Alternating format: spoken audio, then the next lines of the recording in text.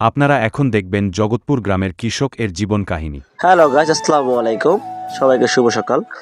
আজকে আমি চলে আসলাম আবার আপনাদের মাঝে আরেকটি ভিডিও নিয়ে। আজকে ভিডিও হচ্ছে আমাদের জগৎপুর গ্রামের বিলের যে মানুষের যে কৃষকের যে জীবন কাহিনীগুলো, এগুলো তুলে ধরবো আপনাদের মাঝে। আমাদের এই জগৎপুর গ্রামে বছরে একটি মাত্র ফসল হয়ে থাকে, আর সেটি হচ্ছে ধান। আর ধানই হচ্ছে আমাদের জগৎপুর গ্রামের কৃষকের প্রাণ। আমাদের এই জগৎপুর বিলে 6 মাস থাকে শুকনো, 6 মাস থাকে পানি। যখন পানি থাকে তখন আমরা এই বিল থেকে মাছ ধরি, অনেক মাছ সংগ্রহ করি। আর যখন শুকনো থাকে তখন আমাদের একটি মাত্র ফসল ধান চাষ করি। কৃষিকাজ করা যে কতটা কষ্ট সেটা বলে বোঝানো যাবে না। আসলে কষ্ট মনে হয় না তখনই যখন দেখা যায় যে জমিতে সোনালি ফসল ফলে। তখন আমাদের এই বিলের সৌন্দর্য আসলে মনোমুগ্ধকর। তার চেয়ে বেশি সুন্দর হয় তখন যখন বিলের ধানগুলো পেকে আসে এবং সেই ধানগুলো কৃষকরা কাটতে চলে আসে জমিতে। যখন গ্রামের শত শত যুবক এবং বৃদ্ধরা মিলে একসাথে কাজ করে, তখন ওই দৃশ্যগুলো আসলে দেখার মতো। ধান কেটে বাড়ি নিয়ে যেতে কার না ভালো লাগে, কিন্তু কষ্ট তখনই লাগে যখন না ঝড় তুফান এসে ধানগুলো শুইয়ে দেয় এবং সেগুলো কাটতে অনেক দেরি হয়। আসলে কিছু করার নাই, প্রকৃতির যে নিয়ম, আল্লাহ তাআলা যা করে ভালোর জন্যই করে। দেখেন কৃষকরা সুন্দর করে ধান নিয়ে যাচ্ছে বাড়িতে।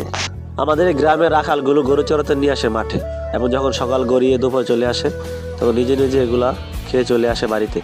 কৃষকের কষ্টটা ঠিক তখনই লাগে যখন না বিলে পানি চলে আসে। আসলে আমাদের বিলটি অনেক নিচু এবং দুই পাশে দুটি খাল থাকার কারণে আমাদের বিলে খুব সহজে পানি প্রবেশ করে এবং কৃষকের তার ধান কাটিয়ে আনতে খুব কষ্ট হয়। দেখতে পাচ্ছেন দৃশ্যগুলা, একদিকে নৌকা, একদিকে মানুষ তার প্রজা নিয়ে আসতেছে। আমাদের এই কষ্টের কথা আমরা নাই বা বলি, কেননা আমাদের খালে কোনো বেড়িবাঁধ না থাকার কারণে এই কষ্টগুলো হয়। আসলে সরকারি যদি এই বেড়িবাঁধগুলো দেওয়া হয় তাহলে হয়তো বা কষ্টটা একটু কম হবে।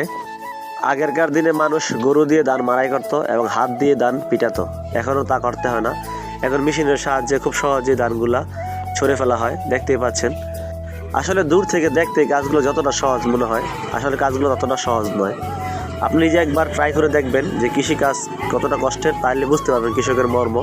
আসলে কৃষক তো শুধু ধান কেটে নিয়ে আসে আমাদের বাড়ির উঠোনে, ঠিক তখনই শুরু হয় যুদ্ধ। আর সেই যুদ্ধটা হচ্ছে আমাদের মা বোনদের, কেননা তারা এই বৈশাখী রৌদ্রের মাঝে নিজেদের সুন্দর চেহারা পুড়িয়ে ফেলে শুধুমাত্র এই ফসলগুলো বাড়িতে নেওয়ার জন্য। দেখতে পাচ্ছেন রৌদ্রের মধ্যে কাজ করা কতটা কঠিন, কিন্তু এলাকার ছোট বড় সবাই মিলেমিশে একসাথে কাজ করার মজাটি অন্যরকম। ঠিক বৈশাখ মাসে আসলে দেখা যায় আমাদের বাড়ির উঠোনগুলোতে হাজার হাজার মানুষ একসাথে কাজ করে, ছোট বড় সবাই।